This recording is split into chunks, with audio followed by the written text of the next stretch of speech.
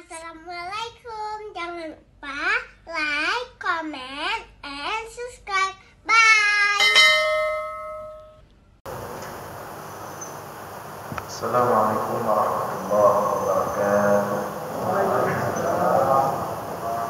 Alhamdulillahilladzi bi ni'matihi tatimmu shalihat wa bi fadlihi tatanazzalu al-khairat wal barakat wa bi tawfiqihi tatahaqqaqu al-maqasid wal ghayat. Allahumma shalli wa sallim wa barik ala sayyidina wa maulana Muhammad wa ala alihi wa sahbihi ajma'in amma ba'd. Hadirin jamaah sekalian yang dimuliakan Allah, kembali kita lanjutkan kajian kita sebagaimana biasa, lanjutan tentang puasa. Qala al-musannifu rahimahullah,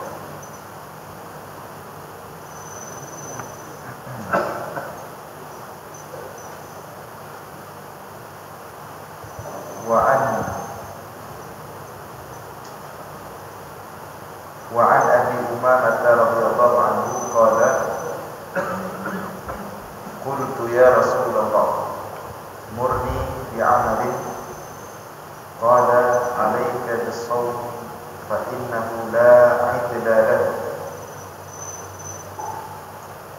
Hadis daripada Abi Umamah radhiyallahu anhu, sahabat Rasulullah. Qala, ia menceritakan, ia mengatakan, suatu hari aku bertanya kepada Rasulullah, ya Rasulullah, wahai Rasulullah, murni bi'amalin, perintahkan kepadaku satu amal. Perintahkan kepadaku satu amalan. Qala, maka Rasulullah langsung menjawab, alaika bis-shawmi fa innahu la 'idla lahu. Hendaklah engkau menjaga puasa. Fa innahu la 'idla lahu. Sesungguhnya ibadah puasa tersebut la 'idla lahu, tidak ada batas pahala baginya. Jadi setiap amalan dalam Islam itu ada, sudah ditentukan kadar pahala masing-masing. Seperti kita sholat wajib, sholat sunnah, berzikir, termasuk duduk di majelis ilmu, mendengar ilmu, semuanya sudah ada paket-paket pahala. Ibadah ini paket balasan pahalanya, ibadah ini paket pahala balasan pahala. Kecuali puasa. Puasa itu harus mengatakan la 'idla lahu, tidak ada batas pahala. Jadi kalau kita bertanya bagaimana bentuk pahala puasa, sebesar mana, apakah sebesar gunung, seluas langit dan bumi kah besar pahalanya? Jawabannya la 'idla lahu, tidak ada yang bisa menjawab. Kenapa? Karena pahalanya tidak ada batas. La 'idla lahu, tidak ada batas. Maka kalau mau beramal amalan yang tidak ada batas pahalanya, jadilah ahli shaum, ahli puasa. Wa an Abi Sa'id wa an Abi Umamah, dalam riwayat yang lain juga dari Abi Umamah yang diriwayatkan oleh Ibnu Hibban dalam sahihnya. Qultu, kata Abi Umamah, ya Rasulullah, aku bertanya kepada Rasulullah, ya Rasulullah, dullani ala amalin adkhulu bihi al-jannah. Tunjukkan kepadaku satu amalan agar aku bisa masuk surga dengan amalan tersebut. Qala, Rasulullah menjawab, alaika bis-shawmi fa innahu la mithla lahu. Jagalah puasa, jadilah ahli puasa. Fa innahu la mithla lahu, karena sesungguhnya puasa itu tidak ada tandingan pahala. Jadi di sini ada orang bertanya, berikan aku satu amal agar bisa masuk surga. Jawabannya langsung puasa. Maka puasa ini salah satu amalan yang menjamin ahlinya itu mendapatkan surga. Ya. Di ahli-ahli puasa, sebagaimana kita sampaikan di pertemuan sebelumnya ketika menyampaikan pendahuluan tentang ibadah puasa. Jadi puasa itu adalah amalannya ahli surga. Maka kita sampaikan sebelumnya, ahli surga itu pasti orang berpuasa, suka berpuasa. Atau surga urut galak puasa. Menyo hana puasa, berpuasa sama juga ke surga. Tapi kalau ahli puasa, saya katakan ini sudah bau-bau surga. Jadi kalau ingin dekat dengan surga, ingin bau-bau surga, jadilah ahlus shaum, ahli puasa. Kalau puasa wajib sudah jelas, bukan wajib semuanya. Nah, ini maksudnya yang dikatakan ahlus shaum, orang yang banyak berpuasa, baik itu puasa wajib maupun puasa sunnah, itulah ahlus shaum. Seperti ahli sholat. Kalau wajib itu tidak masuk wajib. Ya. Tapi kalau selain wajib memperbanyak sholat yang lain, itu yang disebut dengan ahlis sholat atau muqimas sholat. Orang yang benar-benar mendirikan sholat, artinya orang yang menyatu dengan sholat. Sholat itu sudah menjadi kebutuhan. Sholat itu sudah menjadi sumber kebahagiaan bagi. Sholat itu sudah menjadi sumber ketenangan bagi. Itu baru bisa dikatakan muqimus sholat, orang yang mendirikan sholat. Demikian juga ahlus shaum atau as-shawwam, ahli puasa. Orang-orang yang sudah merasakan butuh kepada puasa. Kalau tidak puasa, tidak enak. Apa namanya, jiwanya, perasaannya. Kalau tidak puasa, dia sakit perut. Kalau kita justru sebaliknya, begitu mau masuk musim Ramadan, kain kabut. Ya. Nah, itu ahlus shaum.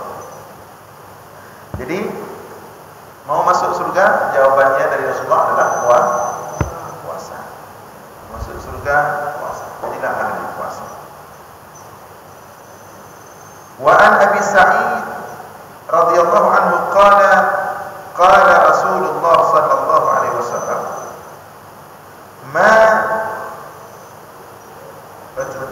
jadi setelah mendengar hadis tadi, kata dia Abu Umamah itu sahabat Nabi. Setelah mendengar jawaban Rasulullah bahwa kalau mau masuk surga itu harus dengan puasa, apa yang terjadi pada Abi Umamah? Fakana Abu Umamah la yura fi baitihi ad-dukhan naharan illa idza nazala bihi dhaifun. Setelah mendengar hadis tersebut, setelah mendengar petua Rasulullah bahwa kalau masuk surga jawabannya adalah puasa, maka rumah Abu Umamah semenjak itu di siang hari la yura fi baitihi dukhan, tidak pernah terlihat asap, illa idza nazala bihi dhaifun, kecuali datang tamu. Artinya setelah mendengar hadis itu, Abu Umamah dan keluarganya menjadikan mereka itu menjadi ahli puasa, dan semenjak itu mereka jarang masak, jarang terlihat asap di siang hari, kecuali datang tamu. Nah, itu memuliakan tamu saja mereka baru buka puasa. Kalau tidak ada tamu, mereka semuanya puasa. Nah, begitulah para sahabatnya. Ketika mendengar hadis perintah Rasulullah, mereka senantiasa langsung melaksanakan. nggak ada pertanyaan. Ini wajibkah, sunatkah? Langsung sami'na wa ata'na. Begitu dikatakan puasa, langsung satu keluarga padam api di rumah. Tidak ada masalah lagi. Sehari-hari berpuasa kecuali datang tamu. Wa an Abi Sa'id radhiyallahu anhu qala Rasulullah sallallahu alaihi wasallam, "Ma min 'abdin yasumu yawman fi sabilillah, ma min 'abdin yasumu yawman fi sabilillah ta'ala illa ba'ada Allahu bidzalika al-yawm wajhahu 'anil nari 70 kharifah." Daripada Abu Sa'id Al-Khudri radhiyallahu anhu, ia berkata, Rasulullah bersabda, "Ma min 'abdin, tidaklah seorang hamba, yasumu yauman, berpuasa satu hari, fi sabilillah, di jalan Allah." Artinya karena Allah, bukan karena agar sehat. Walaupun boleh niatkan berpuasa itu untuk dapat sehat, tapi jangan itu tujuan utama. Fi sabilillah, berpuasa karena Allah. Maka apa Rasulullah katakan? Illa ba'ada Allahu bidzalika al-yawm wajhahu 'anil nari 70 kharifah. Allah jauhkan dia pada hari dia berpuasa itu. Allah jauhkan wajahnya dia itu minan nar, daripada api neraka 70 kharifah, 70 kharif. 70 kharif. Kharif itu apa? Sebenarnya mengatakan kharif itu satu kharif itu 1 tahun. Berarti 70 kharif 70 tahun. Satu kharif waktunya 1 tahun. Artinya berdasarkan satu pendapat ulama, kalau seseorang berpuasa satu hari, pada hari dia berpuasa, Allah jauhkan dia dari neraka 70 tahun perjalanan. Itu satu hari, 2 hari, 3 hari, dan seterusnya. Sebagian ulama mengatakan kharif ini jarak antara langit dan bumi. Jarak antara langit dan bumi. Ya, jadi kalau kita artikan satu kharif jarak antara langit dan bumi, maka kalau 70 kharif, Allah jauhkan seorang hamba yang berpuasa satu hari karena Allah jauhkan dia dari neraka itu 70 jarak langit dan bumi. Jadi ini neraka, 1 bumi, 2 bumi, 3 bumi, 70 bumi. Posisi ahli puasa dengan neraka jauh sekali. Maka orang berpuasa ini sangat ampuh sekali untuk menghapuskan dosa, menaikkan derajat. Sebagaimana kita katakan sebelumnya, jangankan api neraka, ya, cacing tanah saja tidak berani menyentuh tubuh yang ahli puasa. Yang ahli puasa ini salah satu amalan yang dapat memperpanjang, memperlama keutuhan tubuh dalam kubur. Karena memang tidak ada sesuatu yang membuat khususnya musuh berdamai makan, yang membuat tubuh kita ini berbau, penuh, padat, ya, kolesterol macam itu adalah banyak makan. Sampai kubur juga orang banyak makan itu, kalau dikubur cepat proses pembusukannya. Itu masuk kubur masih ada sisa-sisa koagal, sisa-sisa kenduri, mie, kepiting, kayak cepat. Jadi orang yang ahli puasa, tubuhnya itu dijaga oleh bumi sebelum dijaga nanti di hari akhirat. Allah jauhkan daripada lilitan api neraka. Tidak berani api neraka menyentuh tubuh yang ahli puasa. Nah, ya. Apalagi ini kita sudah masuk bulan Rajab. Bulan Rajab, bulan Sya'ban, Ramadan. Bulan Rajab adalah salah satu bulan haram. Bulan haram. Bulan Rajab adalah satu bulan haram. Ada 4 bulan haram. Pertama Muharram sudah lewat, kemudian Rajab, kemudian Zulhijjah dan Zulqa'dah. 4 bulan haram. Di mana bulan-bulan haram ini disunatkan kita untuk banyak-banyak berpuasa. Khusus bulan haram, salah satunya bulan Rajab. Ini kita sedang berada pada bulan Rajab. Maka bulan Rajab ini sunat banyak berpuasa. Nah, sunat banyak berpuasa. Demikian juga bulan Sya'ban. Bulan Sya'ban juga sunat banyak berpuasa. Bahkan Rasulullah dibandingkan bulan Rajab lebih banyak berpuasa di bulan Sya'ban. Tetapi tidak boleh full. Tidak boleh full puasa bulan Rajab, tidak boleh full puasa bulan Sya'ban. Karena kalau full puasa bulan Rajab, full puasa bulan Sya'ban, itu artinya menandingi bulan Ramadan. Full itu khusus bulan Ramadan. Bulan Sya'ban sunat banyak berpuasa, bulan Rajab sunat banyak berpuasa. Alasan bulan Rajab sunat banyak berpuasa, dia bukan dekat dengan Ramadan, dia lain bab. Alasan bulan Rajab sunat ini kalau diperhatikan nanti jangan bid'ah itu salah-salah paham ya. Sunat banyak puasa bulan Rajab bukan karena kaitan dengan Ramadan. Tapi sunat puasa bulan Rajab itu karena dia salah satu bulan haram. Perhatikan baik-baik. Bulan haram itu bulan yang disunatkan banyak melakukan amal saleh. Salah satunya dengan berpuasa. 4 haram, Rajab, 2 terpisah, 2 lagi tergabung. Zulqa'dah, Zulhijjah, Zulqa'dah. Dia satu paket sendiri. Minha arba'atun hurum, 4 bulan haram, sunat banyak beramal saleh di situ, salah satunya berpuasa. Dah satu. Kemudian sunat puasa banyak-banyak bulan Sya'ban, itu baru kaitannya dengan bulan Ramadan. Jadi Aisyah mengatakan, kana Rasulullah sallallahu alaihi wasallam yasumu Sya'ban ka'annahu la yufṭir.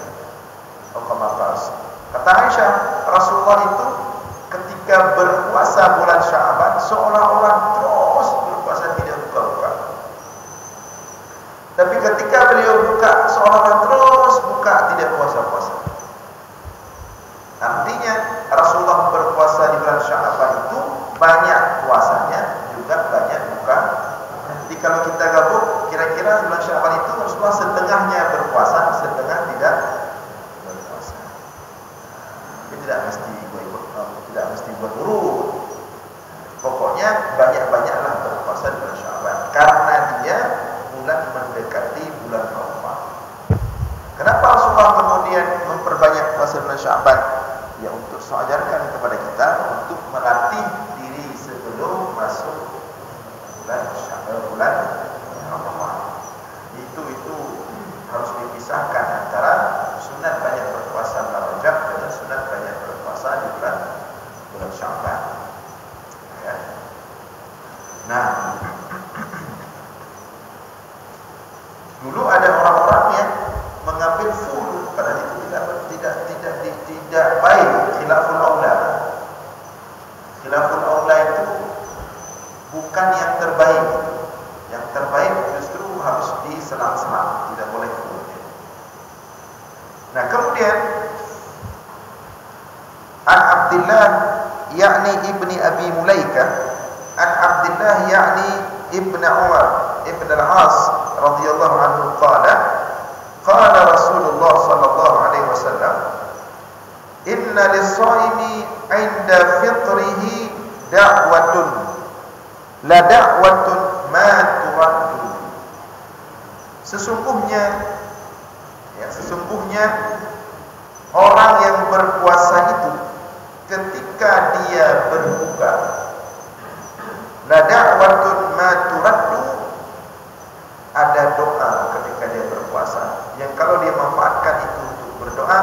ma turaddu, doa itu tidak akan tertolak. Doa ketika berbuka. Kapan doa itu dibaca? Ketika sholat sunnah. Ketika sholat sunnah itu tak sunat lagi baca doa itu. Sunat mempercepat buka puasa. Kalau begitu baca sunnah lagi doa nangis-nangis setengah jam, justru makruh. Pahala sunat berbukanya tidak dapat lagi. Sunat cepat berbuka. Begitu sudah tiba waktu berbuka, di situ sunat segera berbuka, jangan tangguh-tangguh. Ada orang begitu sholat sunnah cuma angkat tangan semuanya, kita baca doa panjang pula. Sunat berdoa ketika buka puasa itu waktu-waktu akhir menjelang berbuka. Bacalah doa sebanyak-banyaknya. Jadi sambil sunat doa berbuka itu sambil menunggu detik-detik berbuka, berdoa, itulah tempatnya. Itu detik-detik puncak kelaparan. Kenapa Allah kabulkan doa seorang hamba di dekat-dekat itu? Karena dia sedang berada di puncak kelaparan. Itulah kemudian Rasulullah katakan, dan da'watul madzurat tidak tertolak doa di puncak kelaparan. Dia berdoa. Ada beberapa doa ya, yang diajarkan oleh Rasulullah dalam beberapa hadis. Tapi kalau mau ditambah doa-doa yang lain silahkan. Pokoknya makbul doa. Nah, begitu tiba waktu berbuka, itu langsung sudah ambil sunat doa sudah. Berikutnya ambil sunat segera berbuka. Langsung baca bismillah, maka minum yang manis-manis atau makan yang manis-manis. Jadi sunat berdoa dapat, sunat cepat berbuka juga.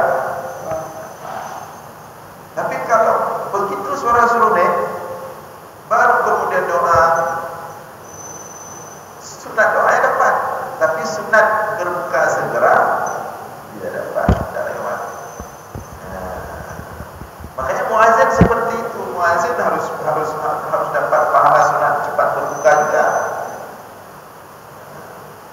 Jadi muazin begitu masuk waktu azan maghrib, dia minum dulu, biar dia juga dapat pahala sunat cepat berbuka. Jangan azan dulu. Kalau dia azan dulu langsung dia azan dah berbuka dulu, sayang dia. Kalau sempat 30 hari Ramadan dia seperti itu, selama 30 hari Ramadan dia tidak dapat pahala sunat cepat berbuka. Cuma dia mungkin dia niatnya baik, berkorban agar orang lain dapat pahala cepat berbuka. Beda. Dia minum dulu, air air manis dulu, kemudian baru dia azan.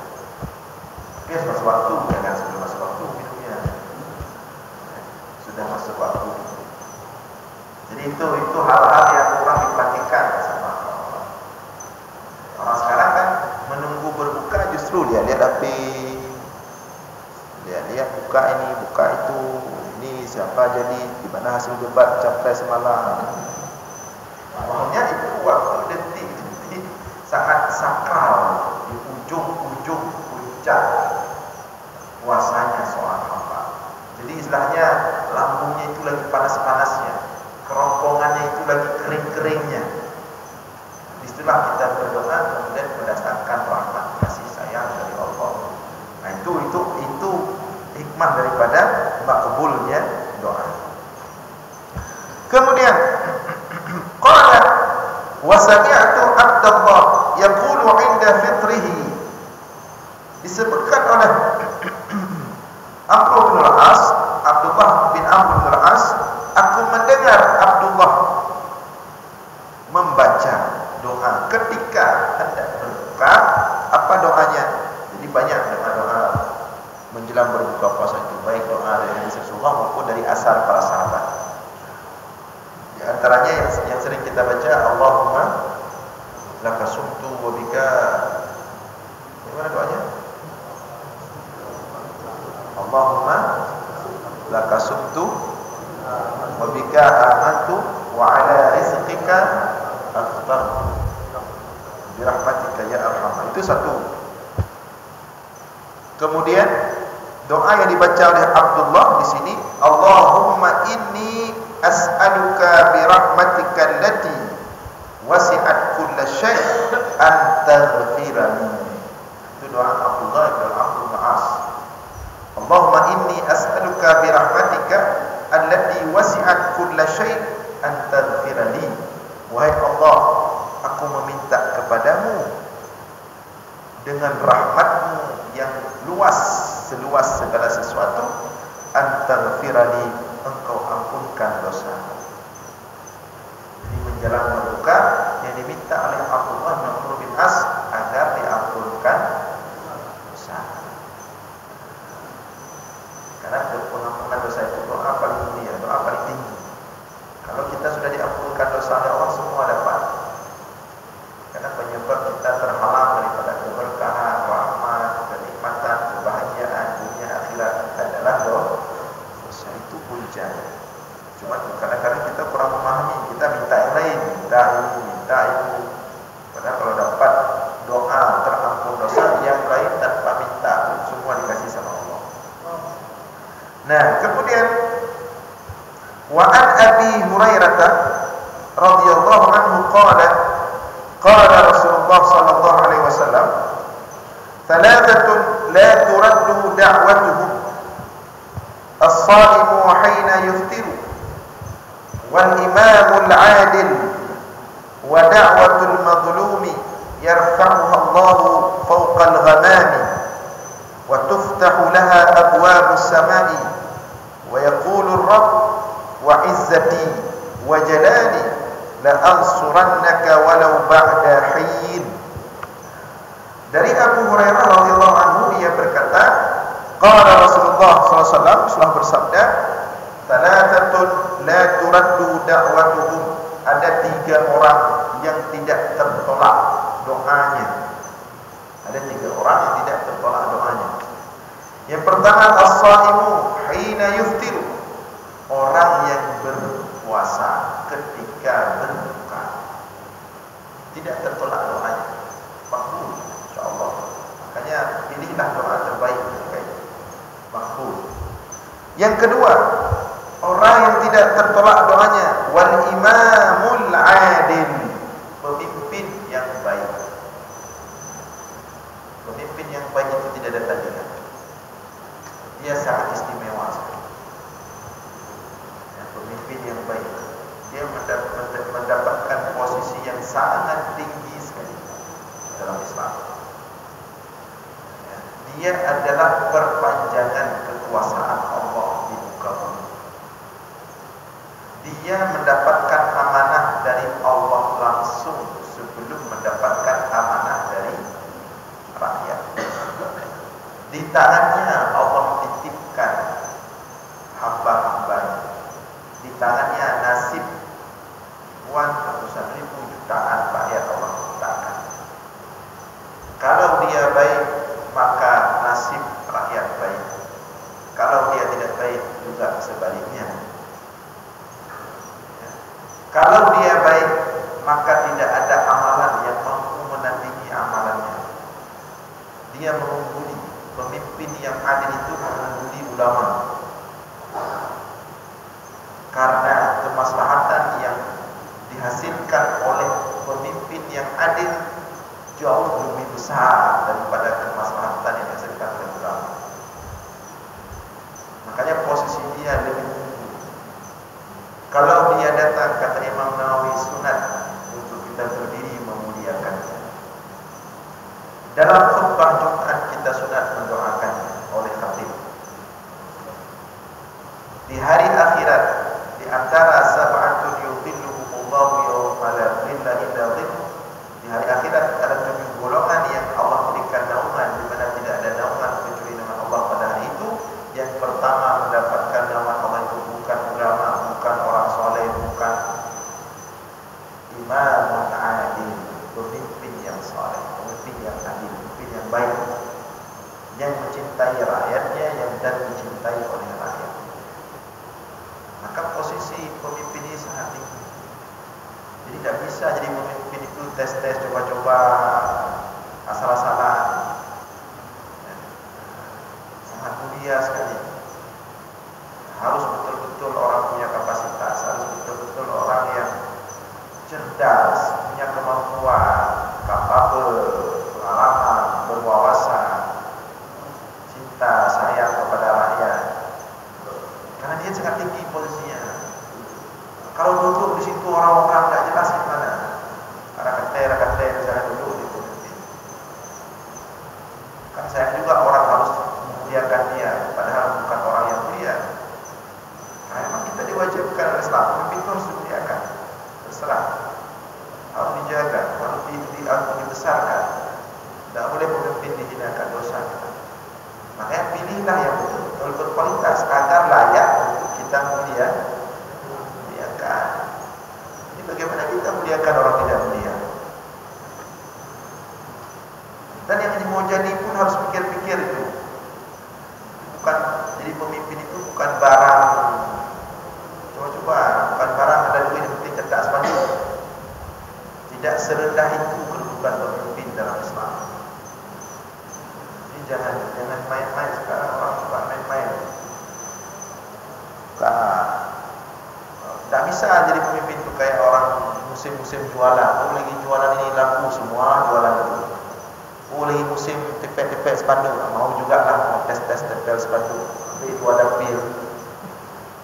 Tak bisa. Kalau jualan bisa jualan rambutan, jualan apa. Jadi pemimpin tak bisa. Nanti di hari akhirat itu yang pertama dipanggil itu bukan yang lain. Bukan ulama yang pertama dipanggil nanti di hari akhirat, bukan penceramah. Penceramah di belakang nanti amat dikit gitu. Yang pertama dipanggil di hari akhirat Allah. Suara pertama terdengar setelah manusia dibangkitkan di hari akhirat, apa suaranya? Ainal muluk. Mana raja-raja dunia? Itu dulu dipanggil. Makanya kalau makan ikan itu dengku makan ekor dia, di belakang. Raja makan kepala ikan. Seperti itu ada di akhirat. Di kepalanya itu di depan itu saf-saf itu didudukkan itu. Mau nggak mau duduk di situ presiden, gubernur, wali kota, bupati, camat, geci, kepala dusun, keplon. Mau duduk di depan berhadapan langsung di mahkamah Allah Tuhan.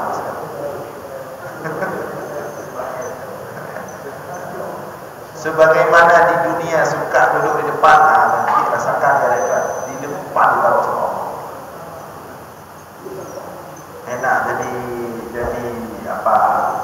Ceramah di belakang sana. Jadi maksudnya kita bisa lihat orang dulu dalam prosesnya, jangan kita langsung. Yang pasti proses hisab Allah itu detail. Anak kita tidak bisa kita pakai standar tapi roro kira. Lebih urut. Tidak bisa standar umumnya tapi roro lebih urut. Detail. Faman ya'mal mithqala dzarratin khairan yarah wa man ya'mal mithqala dzarratin syarran yarah. Siapapun yang melakukan sebiji zarah kebaikan dibongkar oleh Allah. Sebiji zarah keburukan dibongkar oleh Allah. Tidak ada yang tersembunyi, tidak ada yang dihilangkan. Kezaliman dibalas kezaliman. Hak-hak orang ditunaikan. Apakah siap? Kalau tidak siap, tak usah cetak spanduk. Yang sudah cetak angkut balik semua. Itu bukan perkara main-main, baik eksekutif maupun legislatif. Satu paket itu mengambil kebijakan dua-duanya. Karena eksekutif pun tidak bisa mengambil kebijakan sembarangan tanpa persetujuan daripada legislatif. Legislatif yang membuat rancangan hukum, undang-undang, eksekutif yang menjalankannya satu paket. Karena kita lihat hari ini, ketika kita buka Al-Quran, ketika kita buka hadis-hadis, ketika kita buka kitab-kitab menjelaskan tentang bagaimana seharusnya pemimpin, sangat istimewa, sangat tinggi, sangat luar biasa posisi dan kedudukannya. Tapi begitu kita lihat fakta di lapangan, jauh sekali. Begitu lihat wajah-wajah calon-calon itu, kita coba pasang dengan teori-teori jauh sekali.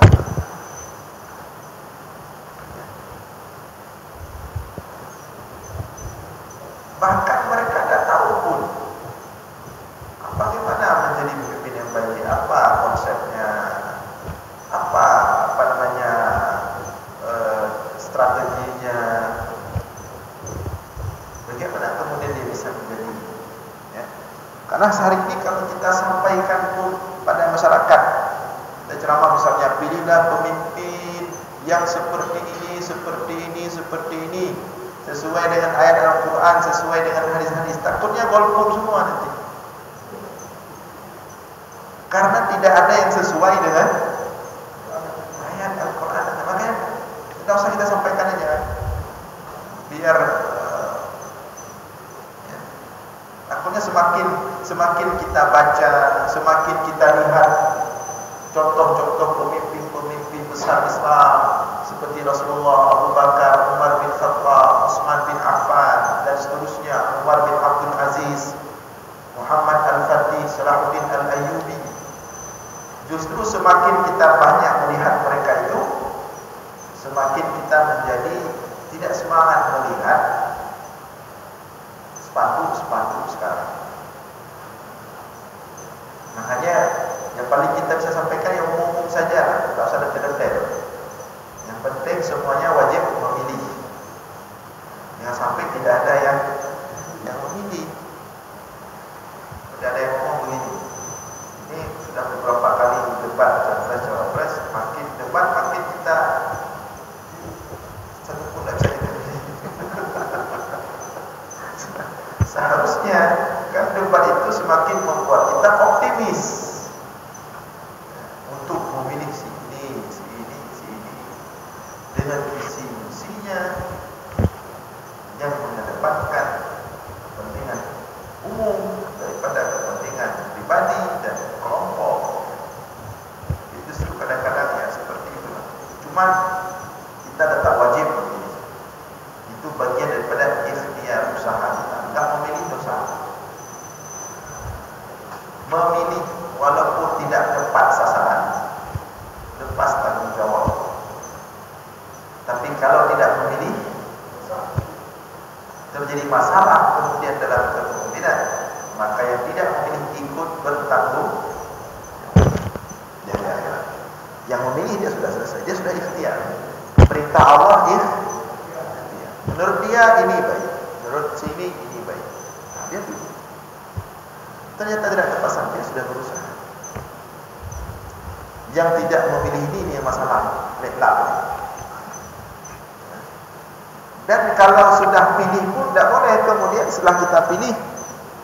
Ini juga tadi kita sampaikan di khutbah Jumat. Ada orang yang ketika dia sudah pilih, kemudian ketika pilihannya tidak terpilih, dia ngomong begini, kahana di Indonesia, kancu Indonesia. Ini tidak bisa cara seperti itu.